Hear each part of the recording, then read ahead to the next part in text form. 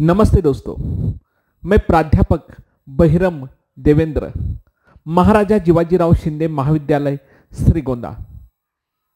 दोस्तों, आज हम लोग हिंदी की सुप्रसिद्ध कविता जूही की कली का पाठ करने वाले हैं। हिंदी की इस कविता के कवि है सूर्यकांत त्रिपाठी निराला। दोस्तों, निराला जी का जन्म सन 1897 में हुआ। इनकी मृत्यु 15 अक्टूबर 1961 में हुई। इस संपूर्ण कालावधि में निराला जी ने परिमल, गीतिका, अनामिका, तुलसीदास, कुकरमुत्ता, अनिमा, अपरा, बेला, नए पत्ते, आराधना, अर्चना आदि कविताएं लिखी। लेकिन दोस्तों, आप लोग जानते हो इनकी जूही की कली यह कविता इसीलिए प्रसिद्ध है कि इसी से छायावाद का आरंभ माना जाता है, क्योंकि हिंदी कविता छंदबद्ध कविता थी। लेकिन इस कविता को छंद मुक्त करके जब निराला जी ने लिखा और जूही की कली जब प्रकाशित हुई, तब हिंदी कविता के इतिहास को बदल दिया। ऐसी ही कविता जूही की कली का हम लोग आज पाठ करेंगे। दोस्तों, इस कविता में कवि ने प्रकृति का बहुत ही सुंदर मानवीकरण किया है। कवि कहते हैं, विजन वन वल्लरी पर सोती थी सुहाग भरी स्नेह स्वप्न मग्न अमल कोमल तनु तरुणी जूही की कली। अमल कोमल तनु तरुणी जूही की कली। द्रुग बंद किए शिथिल पत्रांक में वासंती निशा थी विरह विधुर प्रिया संग छोड़ किसी दूर देश में था पवन। विरह विधुर प्रिया संग छोड़ किसी दूर देश में था पवन। जिसे कहते हैं मलयानिल। दोस्तों, ये पहली जो पंक्तियां है, इसमें हम सब समझते हैं कि एक सुंदरी अपने प्रिय से बिछड़कर अपने ध्रुगों को बंद करके अपने प्रिय के विरह में तड़प रही है। ऐसा एक मानवीकरण का चित्र कवि ने हमारे सम्मुख खड़ा किया है।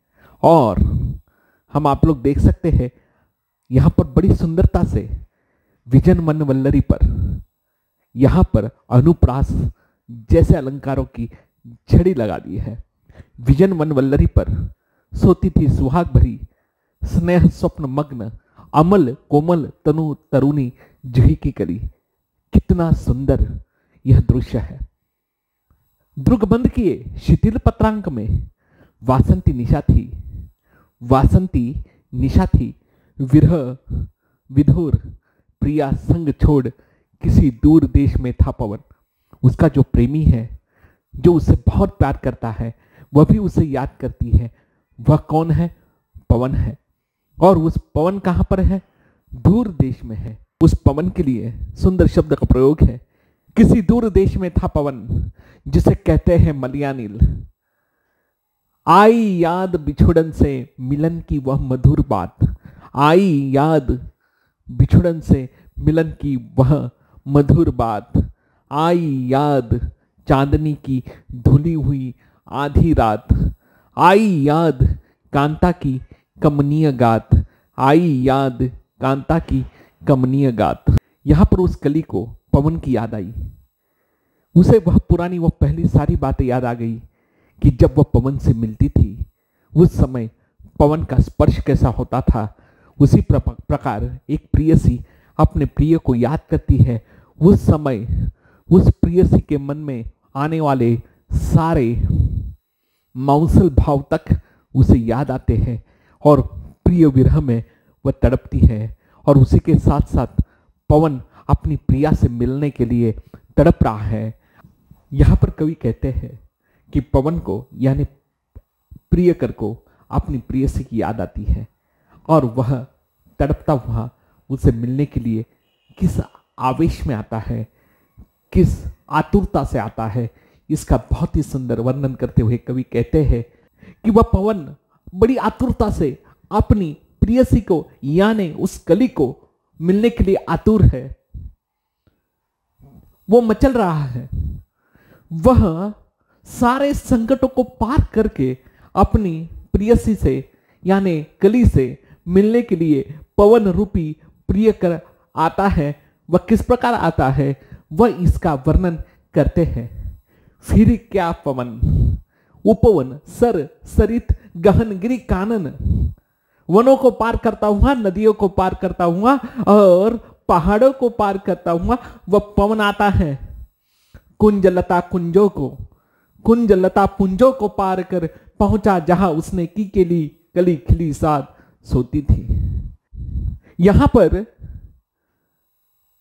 कवि को याद आता है, यहां पर पवन को वह सारे क्षण याद आते हैं और वह वहीं जहां पहुंचता है जहां वह अपनी जूही की कली से मिला था, अपनी प्रियसी से मिला था।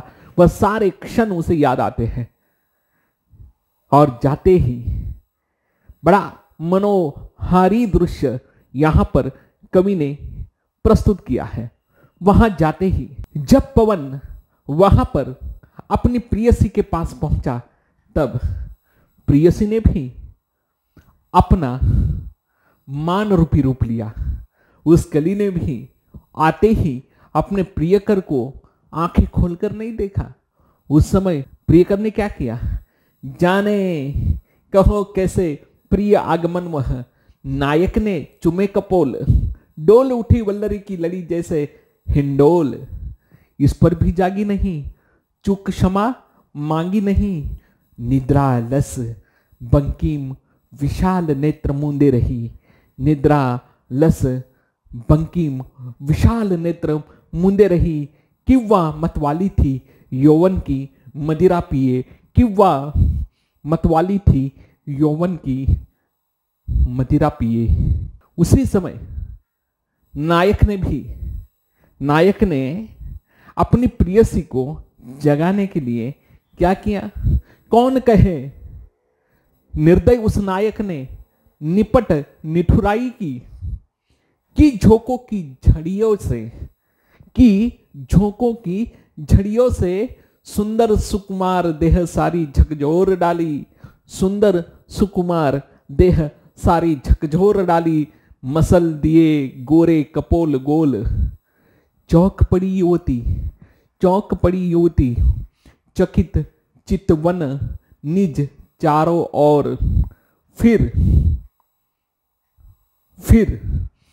हेर प्यारे को सेज पास, नम्र मुख हंसी खिली खेल रंग प्यारे संग। हेर प्यारे को सेज पास, नम्र मुख हंसी खिली खेल रंग प्यारे संग। यहां पर जब पवन वहां पर आता है और अपनी प्रियसी से मिलता है, और उस मिलन का बहुत ही सुंदर चित्रण यहां पर कवि ने किया है। जब वह पवन आता है तब उस कली के साथ निठुराई, यहां पर निठुराई शब्द का अर्थ बड़े प्रेम से लिया गया है। मानिनी नायिका का प्रेम हासिल करने के लिए बड़े प्यार से उसने निठुराई की, और जब पवन को अपने पास देखा तब वह कली भी नम्र मुखी हंसी खिली और इस सारे खेल का वह आनंद लेती है। प्रेम का बहुत ही सुंदर यहां पर कवि ने वर्णन किया है। और इस प्रकार जूही की कली, यह कविता प्रकृति का मानवीकरण तो है ही, लेकिन उसी के साथ साथ प्रकृति की सर्वश्रेष्ठ देन प्रेम है, प्रेम भाव है, उसका भी सुंदर वर्णन यहां पर कवि ने किया है। दोस्तों, इस प्रकार हम लोगों ने जूही की कली इस कविता का पाठ पढ़ा। इस कविता की मुख्य विशेषता है इसका प्रकृति चित्र बहुत ही सुंदर है, मनोहारी है। और इस कविता में जिन शब्दों का कवि ने प्रयोग किया है, कुंज हो, लता हो, कानन हो, गिरी हो, मलयानील हो, पवन हो, अनेक शब्दों की झड़ी यहां पर कवि ने लगाई है। और उसी के साथ साथ जो छायावाद की प्रमुख विशेषता रही है, प्रकृति का मानवीकरण, शायद इसी कविता से शुरुआत हुई है इस विशेषता की। और प्रकृति का मानवीकरण बड़ा सुंदर यहां पर किया गया है। कली अर्थात एक नायिका, एक सुंदरी, प्रियसी और पवन एक प्रियकर, इस रूप को बहुत ही सुंदर पद्धति से कवि ने यहां पर प्रस्तुत किया है। इस कविता में प्रेमी युगल का विरह, प्रेम और उनकी आतुरता का बड़ा ही सुंदर चित्रण है। और आतुरता के साथ साथ उनके संयोग पक्ष का, मिलन का बहुत ही सुंदर चित्रण यहां पर कवि ने किया है। इस कविता की मुख्य विशेषता श्रृंगार वर्णन है। छायावाद में श्रृंगारिकता एक तरफा हो रही थी, लेकिन यहां पर कवि ने जिस श्रृंगार का वर्णन बड़ी सुंदरता से किया है, उसकी ओर भी ध्यान देना आवश्यक है कि कहीं पर भी अश्लीलता का भाव यहां पर कवि आने नहीं देता है। बहुत सारे आलोचकों ने इस कविता पर शायद अश्लीलता का भाव लगाया होगा, तो फिर कि कविता का अगर एक ही अर्थ देखें तो कहीं पर भी कवि ने अपनी लेखनी से और अपने शब्दों से अश्लीलता की ओर झुकने नहीं दिया है। यह भी ध्यान में रखिएगा। अपनी मर्यादा को समझकर ही निराला ने इस कविता में मिलन का वर्णन किया है। इस कविता में बहुत सारे लोग ये भी कहते हैं इसको मुक्तिबोध की कविता की तरह इसकी जांच पड़ताल करे, तो एक ध्यान में रखिएगा, इस कविता पर अन्याय होगा, क्योंकि बहुत सारे लोगों ने इस कविता का संबंध राष्ट्रीयता से भी जोड़ने की हिमाकत की थी। शायद वो मुझे व्यक्तिगत रूप से ठीक नहीं लगती। इस कविता का आनंद इसके प्रकृति वर्णन में है, इसके मानवीकरण में है। और निराला ने छायावाद का आरंभ इस कविता के द्वारा कर दिया था। और जैसे कहा जाता है कि मुक्त छंद इस कविता की मुख्य विशेषता है। छंद मुक्त कर दिया कविता को और आने वाले सारे कवियों को एक रास्ता खुला कर दिया कि तुम भी कविताएं लिखो, छंदों के बंधन में मत रहो। और मुक्त करने की भावना भी यह कविता, या मुक्त रीति से लिखने की भावना भी यह कविता जगाती है। इस प्रकार दोस्तों, आज हम लोगों ने जूही की कली निराला की सुप्रसिद्ध कविता का पाठ किया है। आप लोगों को यह पाठ कैसे लगा, या आप लोग मेरे चैनल पर उसकी प्रतिक्रिया दे सकते हो, व्हाट्सएप पर इसकी प्रतिक्रिया दे सकते हो। धन्यवाद। जय कर्मवीर।